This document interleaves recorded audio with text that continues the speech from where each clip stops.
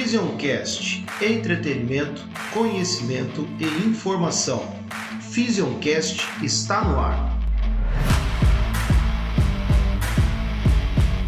Fala pessoal, tudo certo? Eu sou o Renato Sena. E o Renan Massarente. Nós estamos hoje com uma convidada. Demorou para ela aparecer, né, Renan? Sim. Tivemos que esperar, porque afinal de contas a agenda estava cheia e são muitos compromissos, né? Estamos recebendo muito distante, sem falar isso, que é importante. Estamos recebendo hoje no Fisioncast Karina Goulart Camargo, que vai bater um papo com a gente. Muito bom, Karina, que você está aqui para conversar. Ai, pessoal, muito obrigada. Obrigada pelo convite. É muito especial estar aqui com vocês. Foi difícil a gente conseguir organizar aí um dia, um horário, a correria. Mas conseguimos e eu não podia deixar de aproveitar a oportunidade de estar aqui com vocês. Muito obrigada, viu? Que legal. Depende de você fazer a escolha certa para o seu futuro. Estude na Unisa. Faça sua matrícula grátis e torne-se universitário. São mais de 100 cursos com metodologia dinâmica e interativa em graduação e pós-graduação. Inovadora na educação à distância. A Unisa permite que você faça o seu horário. São mais de 50 anos de tradição e qualidade. Universidade nota máxima no MEC. Mensalidades a partir de R$ 159. Saiba mais em unisa.br e faça já sua inscrição. EAD Unisa é tradição, é qualidade. EAD Unisa é outra história. O Instituto Físio é uma escola de formação em pós-graduação em osteopatia e diversos cursos da área da saúde. Aqui no Instituto você está o tempo inteiro em contato com novas experiências e se prepara para viver uma carreira sólida e de excelência.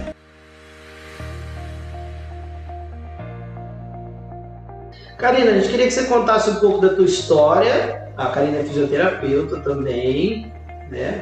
Trabalha com neuropediatria. Vai ser um assunto muito interessante. A gente já teve aqui osteopatas, tivemos um acupunturista, que bateu um papo. Na última vez foi com o Maurício que falou sobre essa questão do CRIFIT e tudo mais. O Rodrigo veio falar sobre da participação do fisioterapeuta, né? Mais o contato no meio do esporte. E aí esse é um assunto, eu acho que vai sair, vai ser bem diferente do que a gente já tratou aqui. Assim, conta um pouco para nós do teu caminho até aqui e de como que a neuropediatria apareceu na tua vida. Que gostoso falar sobre isso. Exatamente como você colocou, Renato, é um pouco diferente, né? Foge um pouco do que é comum no caminho dos fisioterapeutas aí. E quando me perguntam sobre isso, sobre a minha trajetória, como eu comecei, como que eu cheguei, eu sempre digo que eu tive muita sorte na minha vida. Porque eu comecei a fazer faculdade de fisioterapia para trabalhar com neuropediatria.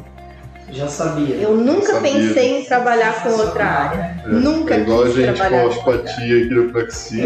É difícil achar alguém que procurou para fazer neuro. Certeiro, né? Então eu fui. E a minha relação com a deficiência, com a criança com deficiência, começa na minha infância. Então, assim, quando eu era criança, bem criança, assim, talvez 4, 5 anos, época de prézinho, né, escolinha e tal, tinha uma menina na minha turma com síndrome de Down. E aí, assim, obviamente, naquele momento, né, eu não tinha a percepção de tudo, né, mas eu sabia que tinha uma criança com síndrome de Down na minha turma e eu observava o comportamento.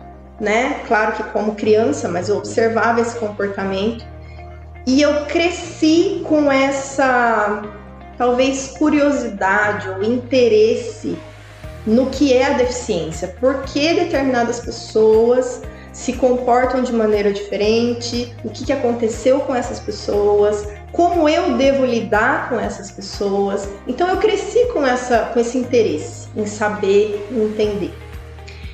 E aí cresci, né, os anos passaram e aí eu comecei a procurar colegial, né, ensino médio, o que eu vou fazer, o que eu não vou fazer.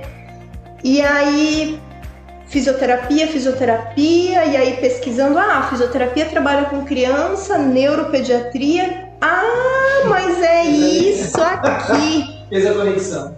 é isso aqui que eu quero fazer, porque é aqui que eu vou entender. E aí foi dessa forma que eu cheguei na profissão, na especialidade da profissão. Comecei então a faculdade e durante toda a faculdade fui me direcionando em cursos, né, e tudo mais. Eu vou confessar, vou contar. Eu fiz um ano de osteopatia. Fiz. Foi na turma do Juan. Ela caiu em algum momento, ela caiu. Eu fiz a formação estrutural. Só a parte estrutural. Foi só estrutural. E sabe por que eu fiz?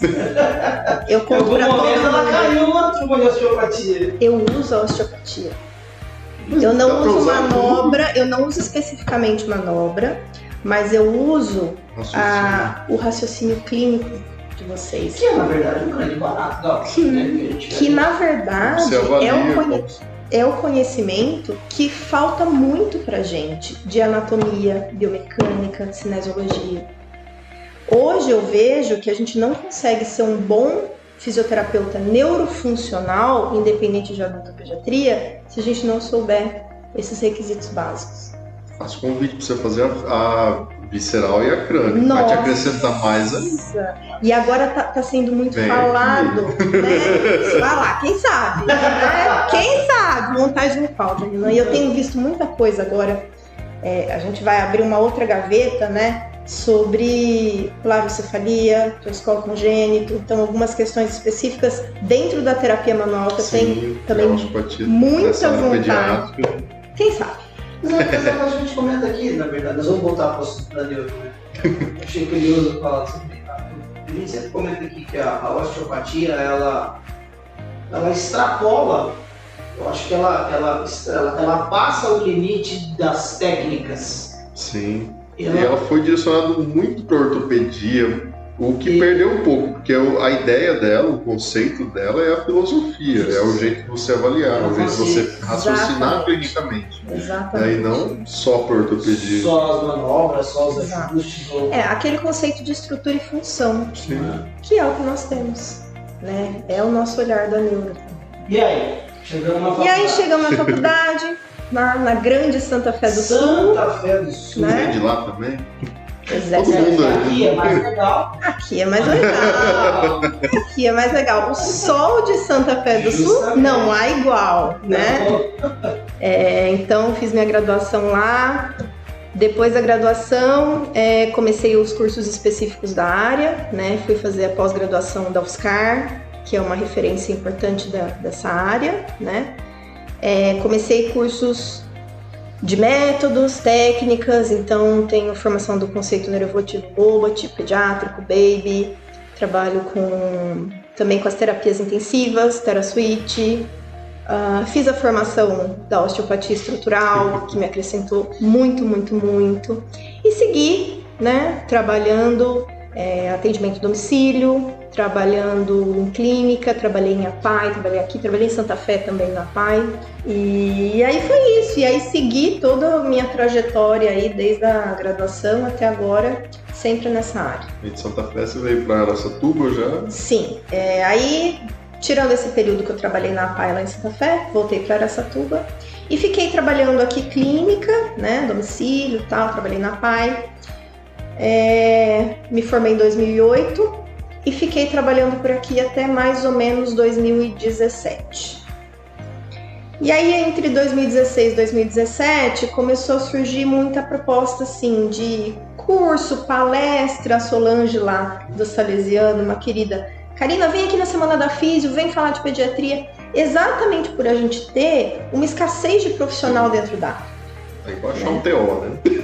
Igual TO, igual fonofagia, é uma coisa. Mas, e aí, como eu já estava com uma experiência há alguns anos, eu comecei a fazer essa coisa de curso, palestra, não sei o que, e eu fui pegando gosto por isso. Que até então a minha vida era clínica. E aí deu um tum, falei, começar a pensar em dar aula, né? Começar a pensar em docência. E aí então, em 2017, me mudei para Piracicaba e comecei a fazer meu mestrado lá na Unimep.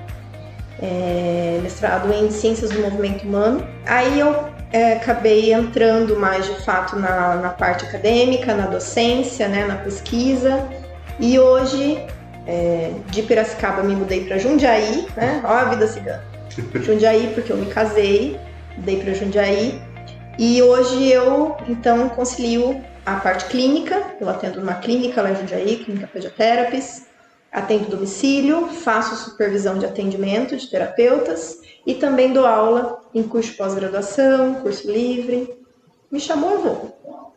Tem que voltar pra cá. Tá. Chama eu que eu venho. Chama eu. Não chama o qual risco de eu aparecer. Eu venho. Esse aluno, falando mais da área da docência, né?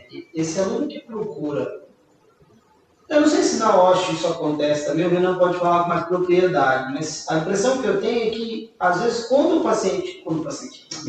o aluno procura um curso voltado para terapia manual, não todos, evidente, mas alguns ainda não sabem muito bem do que se trata. Quando a gente fala da terapia manual, a terapia manual é muito abrangente, tem muita coisa para falar de terapia manual. Uhum. Então o cara acaba descobrindo o que é de fato no caminho. Esse aluno da neuropediatria, acontece isso também, ou quando o aluno chega lá ele já sabe bem o que é, ele já sabe o que ele vai enfrentar? A maioria já sabe, né? Então, eu acho que como é um caminho muito específico, a neuropediatria não é um caminho comum das pessoas seguirem dentro da fisioterapia, né? A maioria dos alunos já chegam porque trabalham com pediatria, porque tem um paciente, ou tem outro. Então, assim, dificilmente é o cara que atende em outras áreas e também vai fazer um curso dentro da pediatria. Então, geralmente, assim, é o aluno que é o cara que já trabalha, já tem paciente criança, seja a domicílio, seja numa PAI, né, em alguma instituição, ou então o profissional que trabalha com home care, né, então, geralmente essas empresas, né, além da parte respiratória, tem aspectos motores que eles também buscam trabalhar, né, e algumas vezes tem essas crianças, então, geralmente os profissionais aparecem dessa forma.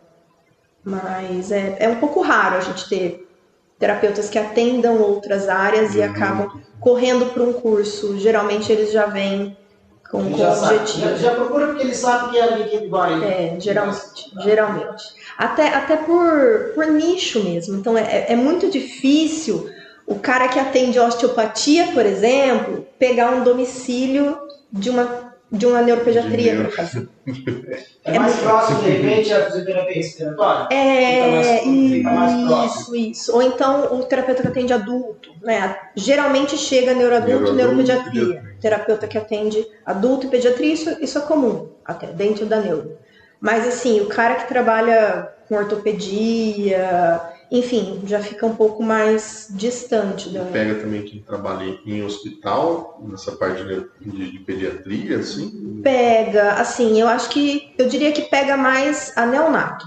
Né? Então, neonatologia, o bebê de risco, terapeutas de UTI neonatal. Então, os cursos de pós-graduação costumam ter bastante terapeuta nesse sentido. Você já atuou dentro também ou não? De hospital? É assim, eu tenho uma relação com o UTI neonatal por conta do meu projeto do mestrado. Né? Então, os bebês que participaram da minha coleta, todos eles foram prematuros que passaram por internação em UTI neonatal. Durante o período do projeto, eu frequentava as UTIs como pesquisadora, né? Não como fisioterapeuta dos bebês. Eu não podia atuar terapeuticamente, mas eu fazia contato com as famílias, acompanhava o prontuário dos bebês, porque a minha coleta começava a hora que os bebês tinham alta. Então, os bebezinhos tinham alta, a enfermagem, Karina, bebê tal vai sair de alta, semana que vem, aí ele vinha para avaliação comigo. Então, eu fiquei aí bons meses convivendo com as UTIs lá de Piracicaba, neonatal, mas eu nunca trabalhei de fato dentro da UTI. Mas esse período foi super rico para mim, porque eu aprendi muita coisa de neonatologia também.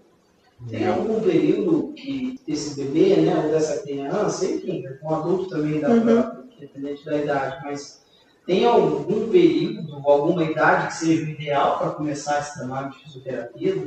Sim, tem, Renato. E, na verdade, é o meu direcionamento hoje de atuação e de pesquisa. Então, mesmo dentro do nicho, a gente tem outro nicho. Dentro da neuropediatria, a gente tem uma área muito específica que é a intervenção precoce, né? Que a gente trabalha com a população de risco, bebê de risco. Então, dentro dessa abordagem com esse grupo de pacientes, a literatura mostra pra gente que o melhor momento são os primeiros anos, né? Então, primeiro, segundo ano de vida é o melhor momento para a gente trabalhar com esse bebê, exatamente com essa visão da intervenção precoce, para a gente conseguir a melhor oportunidade de estimulação para aquele indivíduo, para que ao longo da vida ele possa seguir de uma maneira mais adequada o curso do desenvolvimento. E essa vez acompanha ele pro resto da vida? Depende, né? Então depende do quadro do paciente, do nível motor. Na verdade, hoje, a abordagem que a gente traz é oferecer a maior autonomia e independência para o paciente, mesmo sendo um paciente neurológico, né? Então, a ideia é que ele não precise da físio para o resto da vida, que ele desenvolva a sua autonomia, as suas capacidades, seja com um andador, seja com uma cadeira, da maneira que for necessário para ele. Ele pode, em algum momento da vida, de acordo com a sua condição clínica, né, transferir esse acompanhamento terapêutico para um acompanhamento esportivo, por exemplo, né? Então é muito comum que os nossos pacientes ali, adolescentes, 15, 16, 18 anos, a depender da clínica, né, sejam encaminhados para um esporte, para uma atividade mais nesse sentido, e não necessariamente um acompanhamento terapêutico. Mas depende de caso, depende do paciente.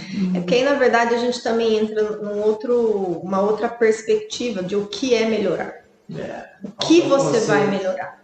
Né? Então, a gente consegue que o paciente evolui também qualitativamente algumas habilidades que ele tem.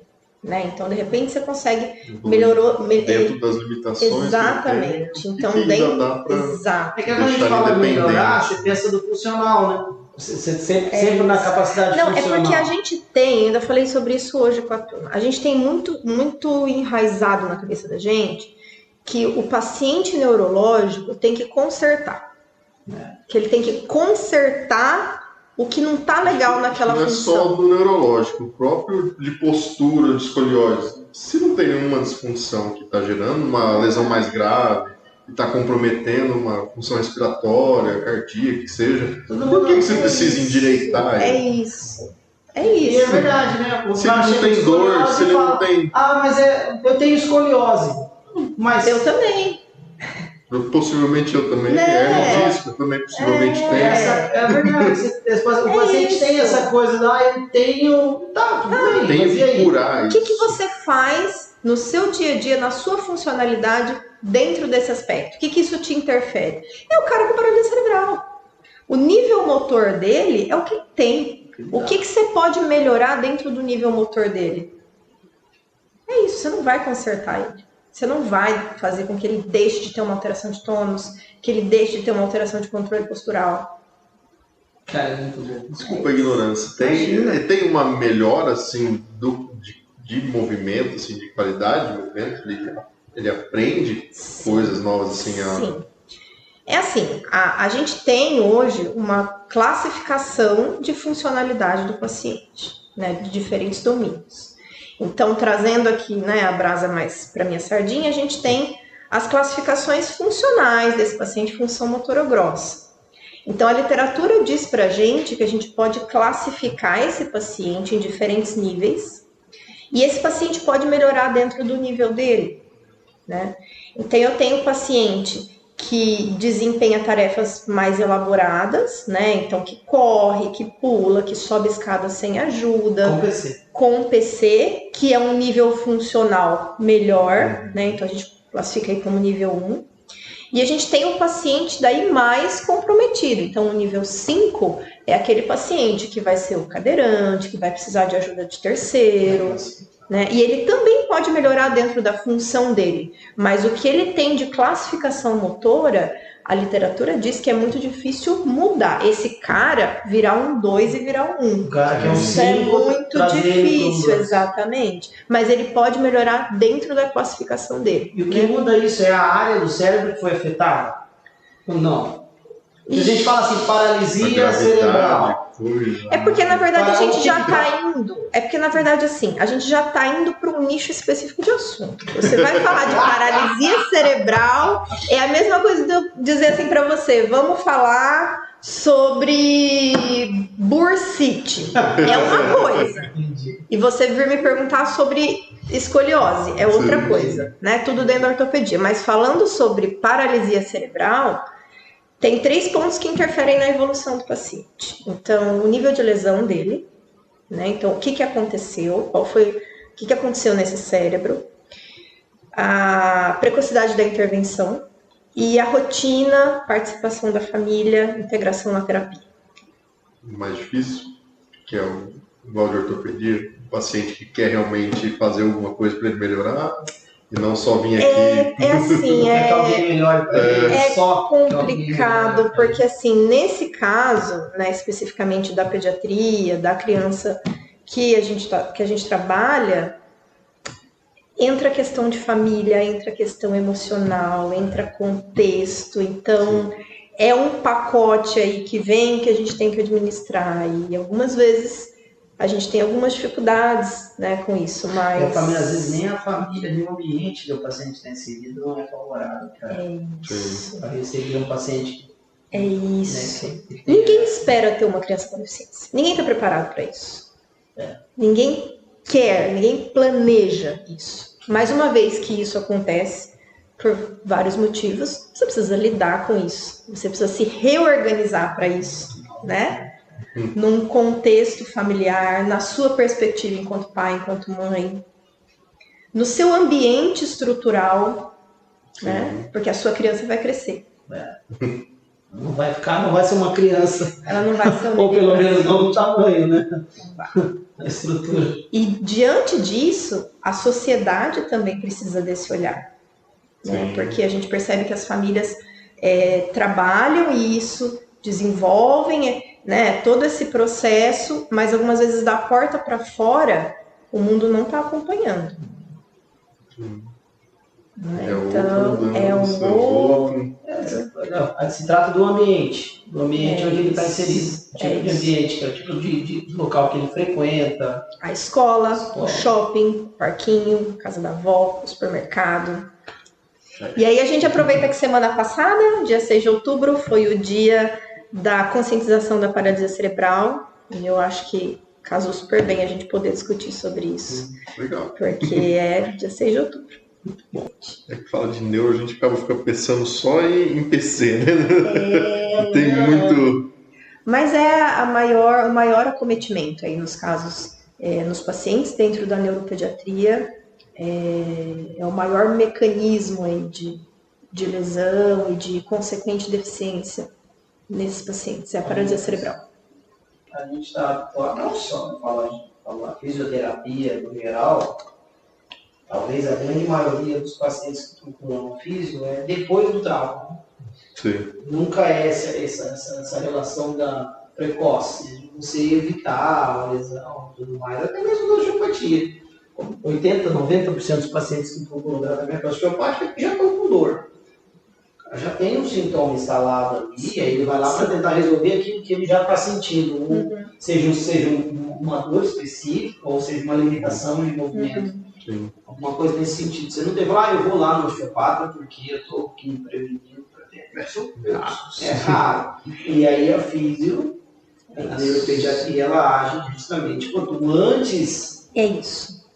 A visão da intervenção precoce, a filosofia da intervenção precoce é exatamente isso. Então, se eu sei que um determinado indivíduo apresenta fatores de risco para alteração de desenvolvimento, então a prematuridade é um dos maiores fatores de risco para alteração de desenvolvimento. Seja uma deficiência mais grave, enfim, né, com repercussões mais importantes, sejam atrasos, né? Mas a literatura me mostra, a pesquisa me mostra que aquele bebê que nasce prematuramente tem muito mais chances de que isso aconteça com ele. Então, se eu já sei que esse cara tem muito mais chances, eu vou pegar esse menino assim que ele nasce, vou fazer uma avaliação de rastreio específica com ele. Ali, naquele momento, vou verificar quais são as necessidades dele, porque eu já tenho ferramentas de avaliação para isso, para avaliar o prematuro, para avaliar o bebê com dias de vida. Começo a intervenção nesse minuto, nesse momento, para eu administrar esse fator de risco, para que esse cara lá na frente não seja o cara que vai me apresentar tantas complicações. Seria o raciocínio da osteopatia de você não deixar alterar a função para lesar a estrutura. É isso. Então, você já atuar na função, melhorar ela para não alterar tanto a estrutura e depois você conseguir evoluir a função dele. Esse é meu trabalho hoje. Meu trabalho é muito focado tanto a clínica quanto disciplinas de pós-graduação e cursos. Trabalho com o bebê de risco dentro da intervenção precoce. E em que momento você define, você diagnostica que esse bebê é um bebê de risco? A partir da exposição a fatores de risco. Então, a gente tem diferentes grupos de fatores de risco que podem acontecer durante a gestação, durante o parto e depois do parto, tá? Então, exemplos de fatores de risco durante a gestação. Essa mãe que passa por infecções, né? Uso de substâncias psicoativas, estresse, trauma. Então, são eventos que, óbvio que não isoladamente, né? Mas acontecendo em contextos específicos, pode ter um resultado lá na frente, né? Durante o parto, a prematuridade em si, né? Traumas durante esse parto, intercorrências, né? Questões específicas. Depois do parto, também infecções, traumas, enfim, uma série de fatores mesmo que a literatura me mostra que são associados com lesão do sistema nervoso central. Eles podem ser associados. Então, se a literatura já me mostra isso, eu não vou esperar para ver. É o caso clássico do prematuro. A literatura me mostra que esse cara pode ter atraso, que esse cara pode ter lesão. Eu vou ficar esperando para ver se ele vai ficar atrasado mesmo? Eu vou ficar esperando ele ter 1 ano para eu perceber que ele não engatinhou? E aí eu querer fazer alguma coisa? Não, o cara nasceu prematuro, nasceu antes de 37 semanas de gestação, vamos fazer uma avaliação com esse menino agora. Vamos rastrear o que ele tem de necessidade agora. Começa a intervenção para trazer ele para o curso do desenvolvimento típico e não ser necessário lá na frente a bola de neve. É mais fácil tratar o paciente ou é mais fácil tratar o ambiente onde esse paciente está? Quando eu digo ambiente, eu digo assim, onde ele está inserido, família, escola, Sim. sociedade. Sim. Olha, eu não sei se eu te digo que é mais fácil ou mais difícil, mas eu te digo que a gente não consegue evoluir com o paciente se a gente não administrar o ambiente. É isso, sabe? Então eu posso morrer de fazer a melhor intervenção possível para essa criança, eu posso ter o máximo de conhecimento que é possível, mas o que eu sempre falo para a turma, não adianta eu olhar para o paciente da porta para dentro da minha sala, porque o paciente funciona de verdade da porta para fora. Sim. E quem está da porta para fora é a família dele. Então, algumas vezes a gente tem algumas dificuldades, né? Tem alguns desafios aí, não é fácil, né? Mas a gente está hoje num modelo de abordagem, que é um modelo centrado na família, que busca exatamente essa transição do papel. Então, a gente tem muito hábito de julgar, né? Então, no meu caso, porque essa família não usa órtese? Porque essa família não usa essa cadeira? Porque eu já falei que tem que treinar isso e não treina. Mas por que ele não treina? Por que é tão difícil para essa mãe ver uma órtese no pé do filho dela? Sim, verdade. Então, assim, hoje a gente busca esse outro olhar dentro da abordagem do modelo centrado na família, que é: eu preciso trabalhar com o meu paciente, mas se eu não trabalhar com essa família, com esse contexto, esse cara não vai evoluir, não vai sair do lugar. A Ana falou, né? Eu tinha comentando sobre isso em off aqui, falou assim, o quanto que você está disposto a mudar Sim. a tua rotina para melhorar aquilo. Sim. Bons pacientes que a gente já tem, né? Mesmo. O que você está disposto a fazer para, de fato, ter uma melhora que seja significativa. Sim. Vai passar no consultório ali, um período de 40, 50 minutos e o restante da semana. Os outros Qual é o 24 horas. impacto disso? Eu também falo muito isso, né? Qual é o impacto dos nossos 40 minutos ou da nossa 1 hora ali na vida do paciente frente A tudo que ele vai fazer Tudo que ele vai fora. fazer.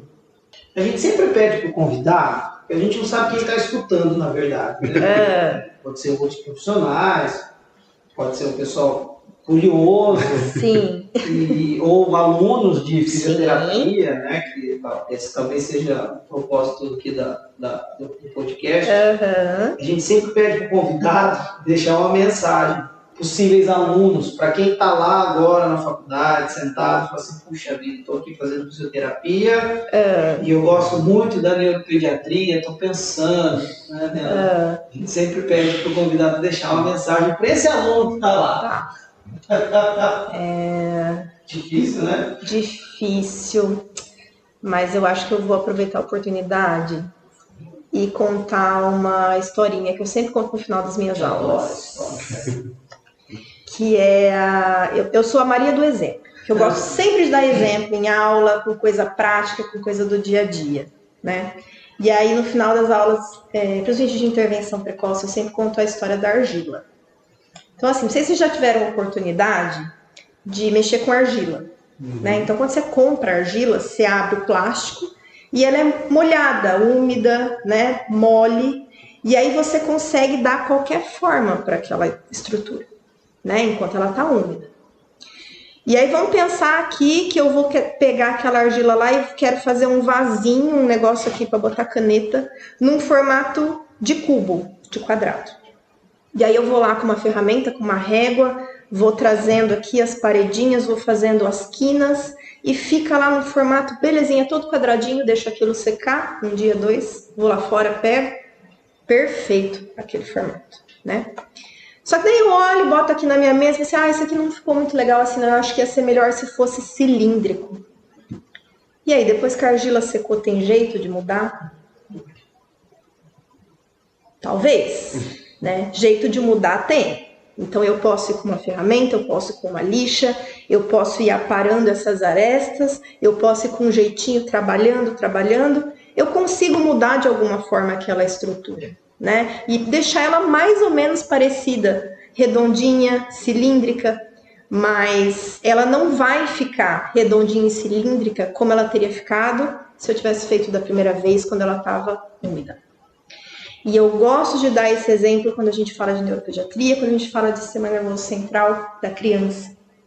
Então, é a oportunidade que nós temos, né? Nós, terapeutas da neuropediatria, terapeutas da intervenção precoce, temos literalmente na nossa mão a capacidade de influenciar a estrutura desse indivíduo, né? A função desse indivíduo. E o que a gente constrói aqui nos primeiros anos vão ser a base para a autonomia, para a independência daquele indivíduo. Isso é muito prazeroso. Isso é muito bom. Isso é muito, muito, muito bom. Então, é uma área da fisioterapia que a gente tem que ter amor, que a gente tem que ter dedicação, como todas, né? Como todas as áreas. É suado, é cansativo, não é fácil, né? Desafios, mas eu não troco neuropediatria por nada. Tenho certeza que não. Muito bom, Karina. Ah, que bom, obrigada. cara. Que bom que você veio, aceitou o convite, está aqui com a gente. Foi Como muito não? legal. Imagina. Obrigado mesmo por ter vindo aqui. Obrigado, Karina. Muito obrigada. E agora fica o convite para mim dar um curso aqui, né? Sim, tem que voltar, Tô aqui, né? Já organizamos, né, Renan? Bora mais um. né? Sim. Bora mais um. Foi de intervenção precoce. Foi intervenção precoce. Foi intervenção precoce. Tamo aí. E antes era mais fácil, né? Tinha todo o material já na sua clínica, né? Agora aqui não é tanto foco, não. Já é um pouquinho Mas o que diferente. precisar de tanto material. Mas dá pra vamos fazer organizar. aqui, É um prazer, é uma alegria falar do que eu faço, trocar ideia. E eu agradeço mais uma vez a oportunidade. É muito gostoso estar aqui. E quem tiver dúvida, quiser me procurar para perguntar sobre a área, para pedir material, para falar de curso, Deixa o eu Instagram. tô Fala o Instagram. à disposição. O meu Instagram é kaak.gdc.